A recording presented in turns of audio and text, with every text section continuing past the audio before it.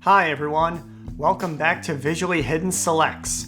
I'm Peter O'Brien, and today I would like to talk to you about Teenage Mutant Ninja Turtles from 1990, directed by Steve Barron and starring Judith Hoag, Elias Koteas, James Saito, and some of the finest martial artists to ever step in front of the camera. In fact, most of the turtle characters were played by several different individuals. Josh Pius is the only actor to do both the voice performance as well as the suit performance for his character, Raphael. But Donatello, for example, was performed in the suit by Leif Tilden, his voice was performed by Corey Feldman, and his fights and stunts were performed by Ernie Reyes Jr. So a lot of people came together to bring these characters to life, and I think that's just one of the things that really makes this film spectacular. One of the fun things about this film is that each of the performers in the turtle suits actually has a separate cameo in the film, usually outside of the costume. For example, the pizza delivery guy who has a conversation with Michelangelo through the sewer grate is actually played by Michelangelo. And the same goes for Raphael. When Raphael is chasing Casey Jones through the streets and he's hit by a cab, the passenger in the back seat is Josh Pius, who plays Raphael. Each turtle has its own personality, so anybody can watch this film and connect with or identify with any one of them. And I feel like every time I watch this film, I kind of gravitate towards a different turtle for a different reason. But if you have a favorite character or a specific turtle that you like, please let us know in the comments on this video. The Ninja Turtles were really a pop culture phenomenon that came about in the late 1980s and early 1990s, and it started out as an independent comic book first published in 1984 that developed into a very successful toy line and cartoon series that then culminated with this feature film. And it's your basic superhero origin story. I mean, really, they cover all the bases that brings the audience up to speed. So even if you're not familiar with the comic or the cartoon series, you won't miss a step just by walking into this film. This film was produced by Golden Harvest, which is a Hong Kong action company primarily focused on martial arts films. They did a lot of the Bruce Lee films and a lot of the Jackie Chan films. So clearly they have a bank and wealth of martial artists that they work with, and they utilize just about all of them during the production of this film. But the action and fighting is really only one side of this film. The other great technical achievement comes from the Jim Henson Creature Shop, who worked for about 18 weeks to produce these characters and get them ready for the screen. They developed the costumes, and in doing that, they had to do several tests to make sure that the actors and the performers can do the martial arts within the costumes. So it wasn't as simple as making a puppet and putting it on a hand. They actually had people in these costumes at all times and then had to develop the animatronic technology to work all the facial features and expressions of the characters. And the result is actually pretty fantastic. And you know, at the end of the day, Teenage Mutant Ninja Turtles is really no more far-fetched than Batman or Superman or any of the other superhero films of its day or beyond. You know, it's that suspension of disbelief, and this film is so grounded in reality. What I love about this film is just how serious it is, and kind of, you know, that it's not afraid to go into the darkness a little bit, because I feel like that really upholds the integrity of the characters and of the story, especially as it was established in the comic.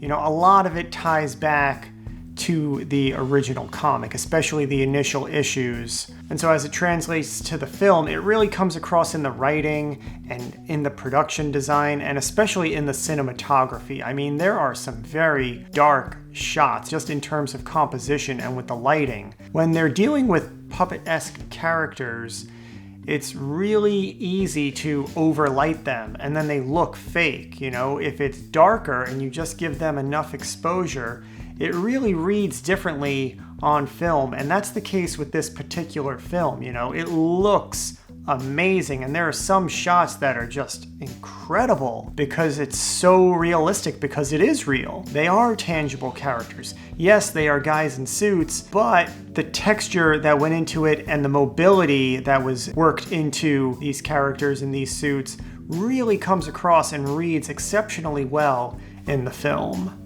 You know, even a character like Splinter, who was an actual puppet, you know, he was not animatronic at all. He was operated actually by Kevin Clash, who does the voice of Elmo. And, you know, if you think about going from the voice of Splinter to the voice of Elmo, that is range. It really is one of the best adaptations ever in terms of comic book sourced material. But it all really comes to life through the actors and through the performances. There are really only two primary actors in this film, Judith Hoag and Elias Koteas, who play April O'Neil and Casey Jones.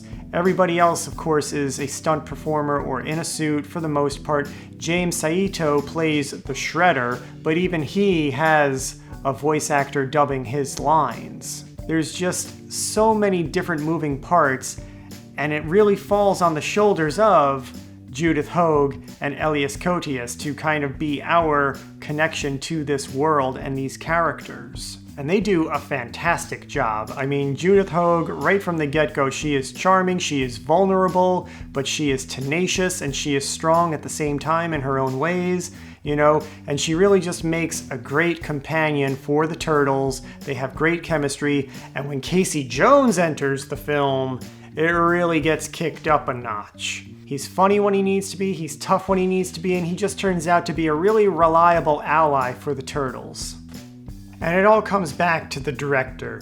Steve Barron, he is an Irish filmmaker who, while he might not be the biggest name in cinema history, his contributions are no less significant. He started out as a clapper loader / camera assistant for films like Superman the Movie and The Duelist, but he quickly transitioned into directing, and primarily directing music videos, which is really where he made a name for himself. He pretty much reinvented and elevated that particular art form with videos like Billie Jean by Michael Jackson, Money for Nothing by Dire Straits, and Take On Me by a-ha, which are all incredibly groundbreaking videos visually. But the real reason why he got here was because he directed approximately 3 episodes of The Storyteller for Jim Henson, and he became really good friends with Jim Henson, so it was his background and experience with puppetry and animatronics that landed him the job of director of Teenage Mutant Ninja Turtles, and then he was able to bring in